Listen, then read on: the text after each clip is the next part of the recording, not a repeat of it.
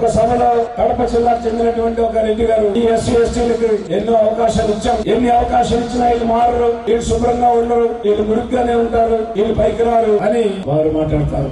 అదే కడప జిల్లాకి వెళ్లి ఆ కడప జిల్లా పరిషత్తు సర్వసభ్య సమావేశం జరిగే హాల్లో ఆ రెడ్డి గారికి నేను చెప్పి గారు 2000 సంవత్సరాలు వీరందరినీ కూడా మీరు రోడ్లు ఓడమని, మరుగుదొడ్లు శుభ్రం చేయమని, ఈ దేశాన్ని శుభ్రం చేయమని 2000 సంవత్సరాలు బానిస వృత్తిలో ఈ పేదల్ని దళితుల్ని సమాజానికి దూరంగా నెట్టివేసి 70 సంవత్సరాల స్వతంత్రంలో ఒక రాజ్యాంగం ఇచ్చినటువంటి ఒక రిజర్వేషన్ లో నలుగురికి అవకాశం ఇచ్చి 96 మందిని ఇంకా పేదరికంలోనే పెట్టి ఈ 7 దశాబ్దాల్లో వీళ్ళు మారలేదు, వీళ్ళు మురికిగానే ఉన్నారు అని నువ్వు చెప్తూ ఉన్నావు. నువ్వు 2000 సంవత్సరాలు నువ్వు వీరిని సమాజం నుంచి వెళ్లివేశావు.